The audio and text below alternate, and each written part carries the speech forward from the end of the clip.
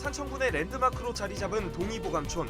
하지만 매년 10억 원 이상 적자가 발생하면서 운영 방식이나 프로그램을 과감하게 변화시켜야 한다는 주장이 나오고 있습니다. 하동군이 금오산 아래에 해양 관광단지 조성에 나섭니다.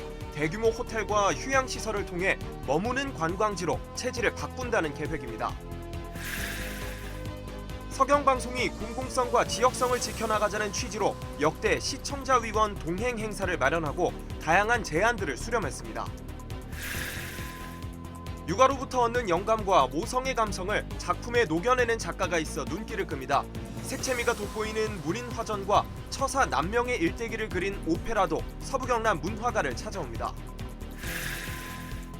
진주에 뿌리를 두고 우리나라 대표 문인화가 30인에 선정된 지역작가 아라 송정현 작가를 초대해 문인화의 가치와 작품 세계에 관해 직접 들어봅니다.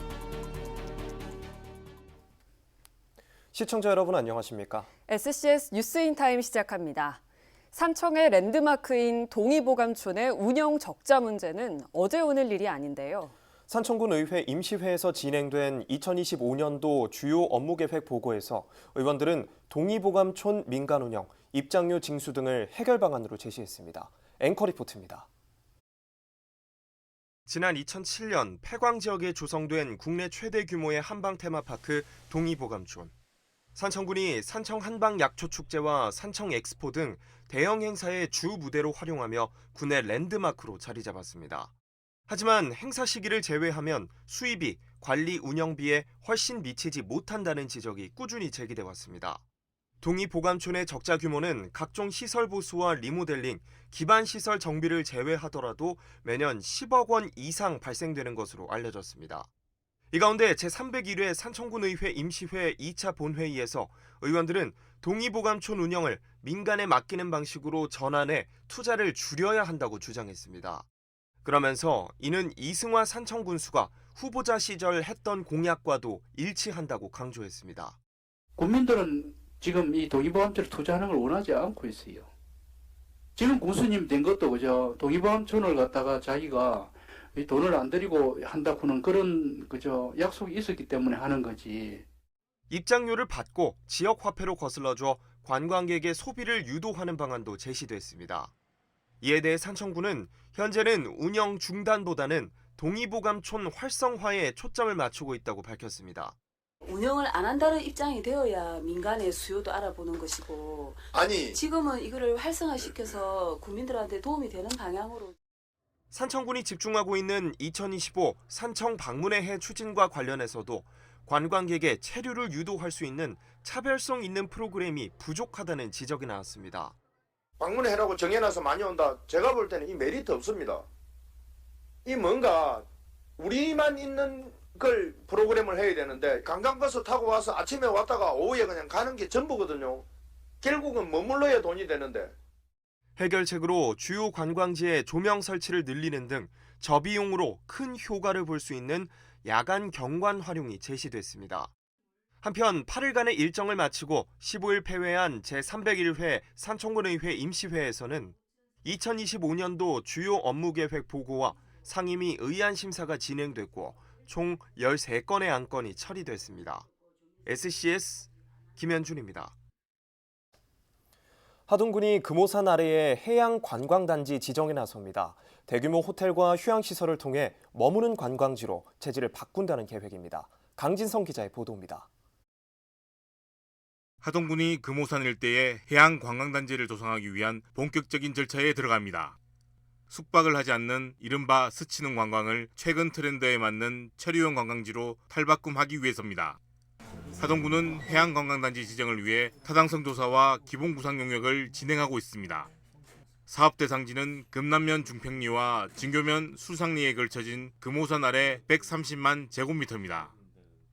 하동은 지리산, 섬진강 이런 잘 빼어난 환경이 있다 보니까는 상대적으로 대규모 개발하기가 좀 힘듭니다. 그래서 저희들이 숙박시설이 좀 갖추어지지가 못했거든요. 그래서 저희들은 남해안 쪽에 지리산, 섬진강을 여행할 수 있는 베이스 캠프에 최우선 과제는 체류 거점이 될 관광호텔 건립입니다. 남해바다와 금오산을 모두 조망할 수 있어 입지가 우수하다는 평가입니다. 해양 관광 분야에서 먼저 투자가 진행된 사천 남해와는 차별화에 나서기로 했습니다. 이를 위해 가족 친화형 골프장과 녹차 치유센터를 계획하고 있습니다. 또한 갯벌과 숲길 체험장을 조성해 관광단지에서 머물면서 즐기는 형태로 만들 방침입니다. 올해까지 기본 구상 용역을 마친 뒤 내년부터 본격적인 지정 절차에 들어갈 계획입니다. 내년에 저희들이 용역을 통해서 사업 계획을 구체화시키고 중앙부서와 사전 협의하고 경남도에 지정 신청을 하고 26년에 지정되는 것을 저희들이 목표로 해서 계속해서 추진해 나갈 계획입니다. 하동군은 인구 감소 대응과 지역 경제 활성화를 위해 이번 사업이 반드시 필요하다는 입장입니다. 이런 가운데 사천 남해 하동이 해양 관광 활성화에 힘을 모은다면 남해안 관광의 중심으로 부상할 것이란 전망도 나오고 있습니다. SCS 강진성입니다. 디지털 기술을 중심으로 급속하게 변화하고 있는 언론 생태계. 오늘날 시청자들은 매체를 통해 전달된 정보를 가공하고 확산시켜 지역의 또 다른 담론들을 형성해 나가고 있습니다. 이런 가운데 서경방송이 역대 시청자 위원들과 함께 각자의 역할을 강화해 공공성과 지역성을 지켜나가자는 취지로 동행 행사를 가졌습니다. 김동엽 기자입니다. 올해로 창사 27년을 맞이한 서경방송. 지역구와 초밀착주의를 바탕으로 주변의 크고 작은 소식을 전하며 지방자치 실현을 위한 촉매제 역할을 충실히 수행해왔습니다. 정치, 사회, 경제, 문화 전반적인 분야에서 정보 전달자 역할을 어려운 환경 속에서도 충실히 이행해 준 데 진심으로 감사함을 드리고 IPTV에 이은 OTT의 등장 등으로 방송 시장의 현실은 녹록치 않았지만 서경방송은 오히려 지역다움에 집중했습니다. 서부경남이라는 지리적 공간에서 발생하는 다양한 이슈들에서부터 주민의 이익을 대변하고 사안에 따라 방향성까지 제시하겠다는 창사 초기의 목표를 지켜갈 계획입니다. 지역별로 특색을 살리고 조화를 이루면서 함께 성장 발전할 수 있도록 지역 방송으로서의 노력과 역할을 다하자는 회사 설립 초기의 생각을 앞으로도 이런 가운데 서경방송이 시청자들과 의견을 공유하고 지역방송의 발전 방향을 함께 논의하는 자리를 마련했습니다. 주민과 함께 호흡하고 상생하는 지역방송사로 자리매김할 수 있도록 따뜻한 제안과 직언을 마다하지 않은 시청자들에 대한 고마움도 함께 전하는 자리. 행사에선 가장 낮은 곳에서 주민들의 목소리를 전하며 부패를 감시하고 의제를 설정하는 언론 본연의 역할에 충실해달라는 의견이 제시됐습니다. 서경방송이 지역 주민들을 위해서 곳곳에 방방 곳곳에 가서 지역민들의 그런 고통이나 어려움, 문제 이런 것들을 잘 밝혀내고 또 개선하고 그런데 힘이 많이 되어 지역 방송에게 주민과의 의사소통은 무엇보다 중요하다며 이들의 여론을 반영해 경쟁력 있는 콘텐츠 제작과 변화에 대한 기민한 대응 요구도 이어졌습니다. 서경방송이 서부 경남의 시청자의 그 니즈는 물론 전 국민의 니즈까지 다 포함해서 탑 방송국이 될 수 있도록 저희들이 늘 지지하고 응원하며 그 희망의 동반자로서 시청자 누구나 알리고 싶은 소식이 있을 때 부담 없이 문을 두드릴 수 있는 소통하는 공익 미디어로서의 역할도 당부했습니다.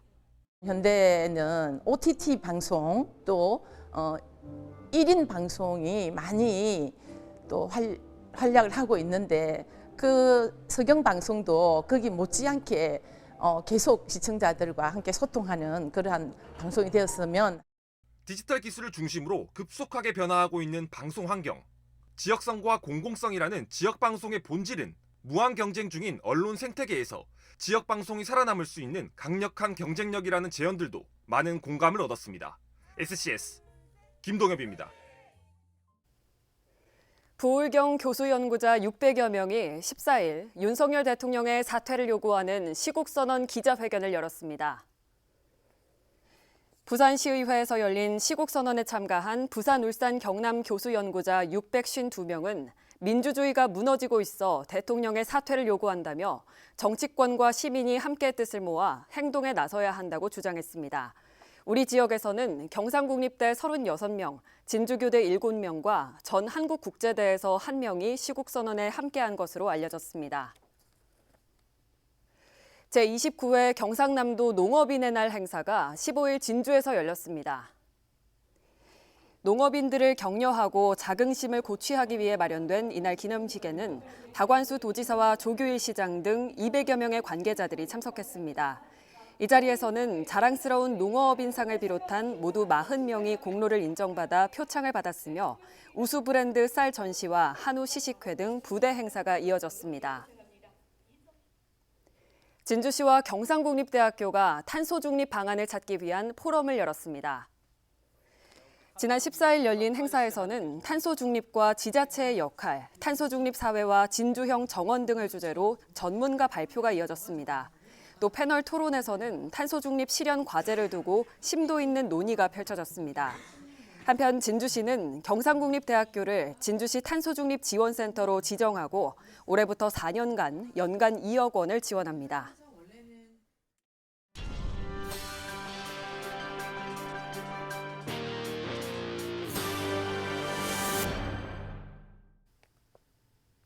경남 지역에서 2025학년도 대입 수능 부정 행위 18건이 적발됐습니다. 경남교육청 수능종합상황실은 최종 18건의 부정 행위가 적발돼 지난해보다 3건 늘어났다고 밝혔습니다.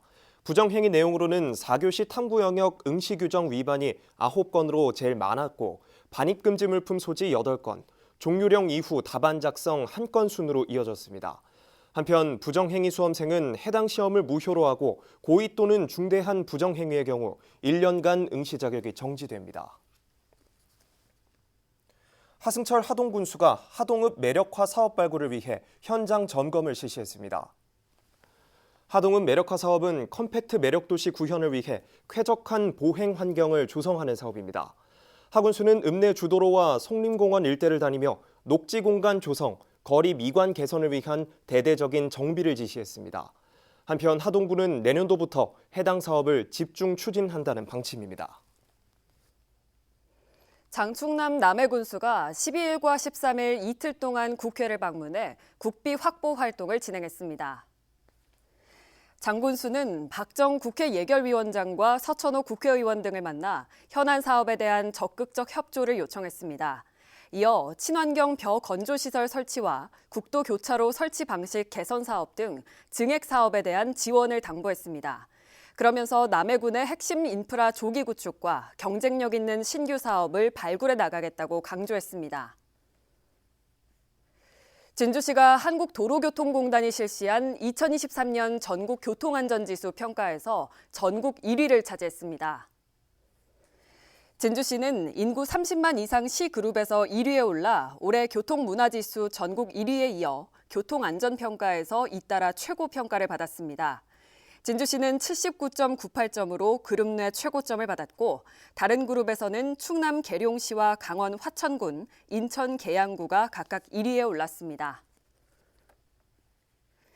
진주시의 교방문화 연구 성과를 모으고 역사문화 콘텐츠 개발 방안을 논의하는 진주 교방문화 포럼이 15일 경상국립대학교에서 열렸습니다.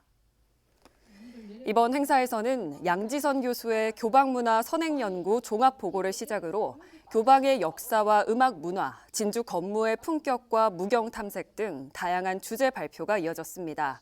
이 밖에도 포럼에서는 교방의 춤문화와 복식, 문헌적 검토와 문화사적 의미 등 교방 문화와 관련된 다양한 발표와 토론이 이뤄져 참석자들의 관심을 모았습니다. 사천시가 소나무 재선충병 확산 방지를 위해 무단이동 특별단속에 들어갑니다. 단속 대상은 제재소와 조경업체, 화목 사용 가구 등이며 기간은 11월 18일부터 12월 1일까지입니다.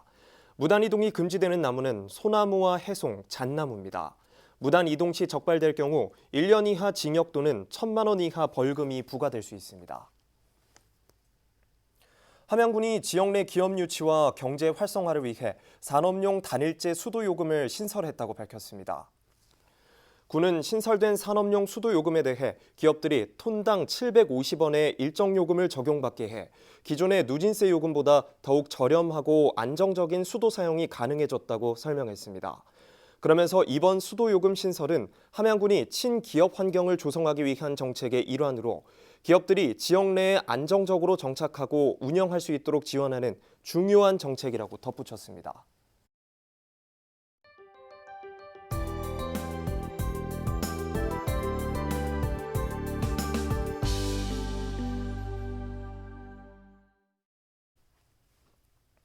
육아로부터 얻은 영감과 다양한 감정들을 작품에 녹여내는 작가가 있어 눈길을 끕니다.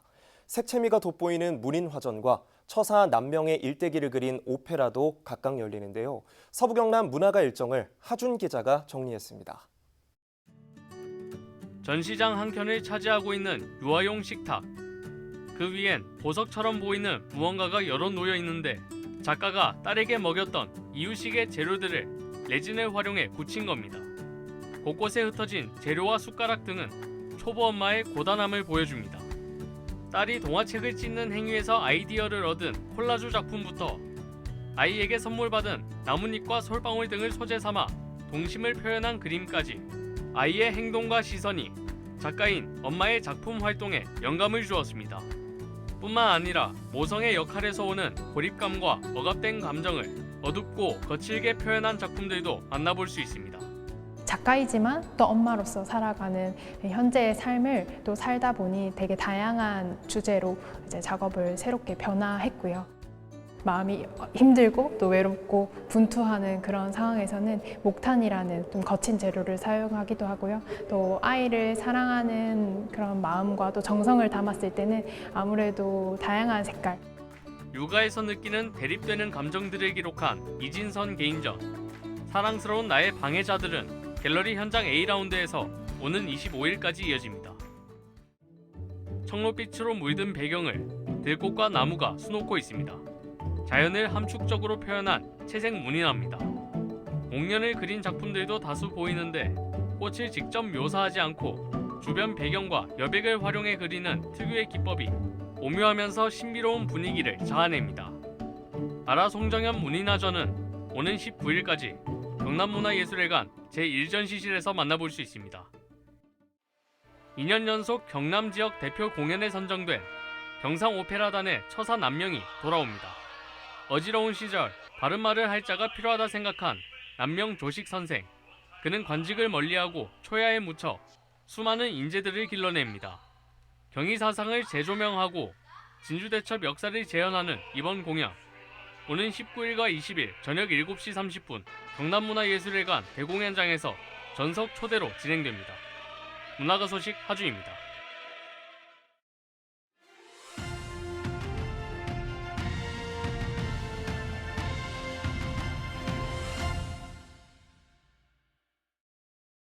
현대인이 잊고 살아온 정체성을 화폭에 담은 마음을 치유하는 미술이라고 불리는 문인화. 여러분들은 이 문인화를 얼마나 알고 계신가요? 진주에 뿌리를 두고 우리나라 대표 문인화가 30인에도 선정된 지역 작가가 있습니다. 40년 넘게 문인화의 전통 가치를 현대적 감각으로 늘 새롭게, 혁신적으로 화폭에 담아내고 있는 아라 송정현 작가가 그 주인공입니다. 경남문화예술회관에서 6번째 개인전이 진행 중인데 어렵게 스튜디오에 모시고 문인화와 그 작품 세계에 대해 이야기 들어보겠습니다. 작가님, 안녕하세요. 안녕하세요. 네, 작가님께서는 오랫동안 문인화 작품 활동을 해오셨다고 들었는데 작가님 모르시는 분들 위해서 간단하게 자기소개 좀 해주시죠. 네, 저는 문인화 작가 아라 송정현입니다. 40년 전에 운정조 영실 선생님 문화로 문인화를 시작했습니다. 대한민국 미술대전, 대한민국 문인화대전 초대 작가이며 현재 대한민국 전통예술전성원 이사이며 운정한울 문인화 연구실을 운영하고 있습니다. 네, 운정조영실 선생님은 어떤 분이신가요? 네, 선생님은 현재 미술협회 고문이시고 대한민국 전통예술전성원 문인화 부분 메인이십니다. 예, 많은 예술인들이 작가님에 대해 현대 문인화의 새 지평을 열었다라고 합니다. 또 작가님 작품을 평하면서 작가님을 홍운탁월 기법의 대가라고도 하던데요. 주변에서 그렇게 평가하는 이유와 함께 작가님이 생각하신 문인화는 무엇인지도 말씀해 주시죠. 네, 먼저 제가 생각하는 문인화의 철학적 정의라면 갬손이라고 생각합니다. 예. 그리고 저는 전통 사군자에서 기초를 다졌습니다. 규범화된 전통 문인화에서 벗어나 시각적으로도 큰 감흥을 줄 수 있는 독자적인 작품 세계를 구축해 갔습니다.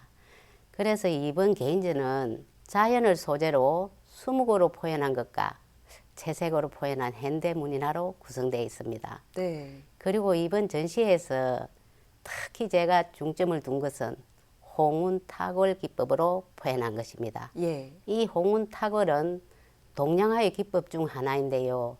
주변을 드러냄으로써 자신을 보여주는 기법이라고 할 수 있겠습니다. 네, 보다 구체적으로 작가님만의 그림 세계, 그러니까 차별화된 작품 세계 이야기를 듣고 싶습니다. 이번 전시회 때도 만날 여러 작품들이 있을 텐데 그 가운데 대표적인 작품 3-4개 정도 예를 들어서 어떻게 그려졌는지 무엇이 특별한지 설명 좀 부탁드려도 될까요? 네, 먼저 군자지풍이라는 작품입니다. 이 작품은 전통 문인화 기법으로 표현한 난초입니다. 예. 문인화의 가장 기본으로 입문하시면 기초를 다지는데 꼭 필요한 항목입니다. 두 번째로 백목년이라는 작품입니다. 이 작품은 대상을 직접 그리지 않고 주변을 드러내서 그리고자 하는 사물을 돋보이게 하는 홍운 탁월 기법으로 표현한 것입니다. 예. 세 번째는 무슨 생각을 하고 있을까라고 제목을 붙인 작품인데요. 네. 이 작품은 저에게는 자유로운 사고로 저 스스로 향후 나아갈 방향을 생각하는 작품이기도 하고 또 관람객분들에게는 각자 이야기가 다르지 않을까 하는 생각이 듭니다. 네. 마지막으로 소개해드릴 작품은 두개나입니다. 두개나는 우리 주변에 누구나 볼 수 있습니다. 그 꽃은 나의 진달래이기도 하고 보는 이의 진달래이기도 한데 각자가 의미가 다르지 않을까 싶습니다.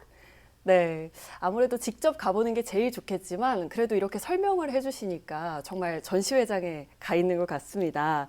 이번 전시회에는 어떤 작품이 어느 정도 전시되는지 또 소개해 주시죠. 네, 수묵으로 그린 전통 문인화, 매난, 국죽, 소나무, 수선화 외 70여 점을 전시장에서 만날 수 있고요. 채색으로 현대화한 작품, 자연 속 이야기와 백목년, 자목년, 두개나, 다람쥐, 벌, 나비 등 60여 점이 구분되어 예술회관에서 전시합니다. 네, 오늘 출연 고맙습니다, 작가님. 네, 고맙습니다. 지금까지 문인화가 아라 송정현 작가와 이야기 나눠봤습니다.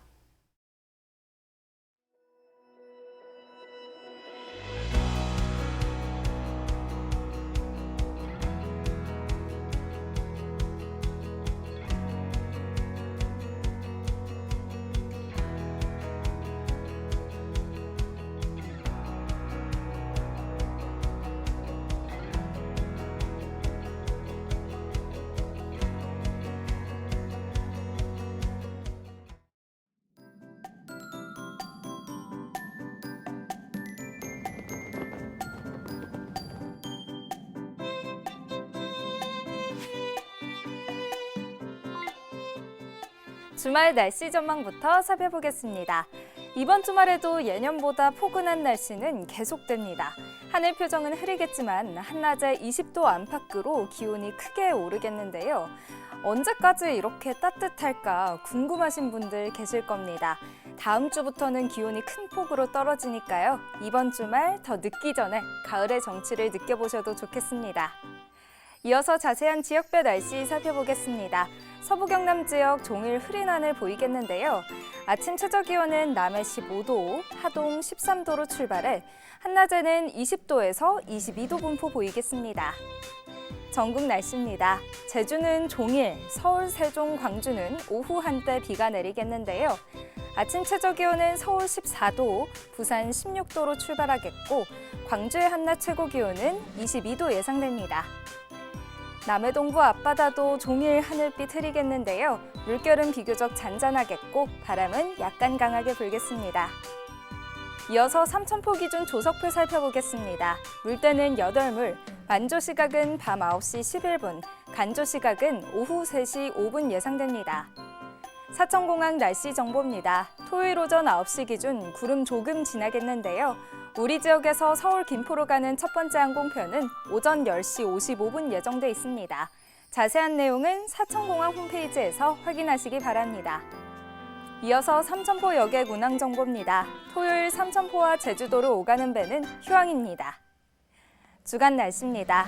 다음 주부터는 본격적인 추위 대비가 필요하겠습니다. 아침 최저 기온이 한 자릿수에 머물겠는데요. 그동안 날이 워낙 온화했던 탓에 더 춥게 느껴질 수 있겠습니다. 급격한 기온 변화에 건강관리 잘해주시기 바랍니다. 지금까지 기상정보였습니다. 저희가 준비한 소식은 여기까지입니다. 시청해주신 여러분 고맙습니다.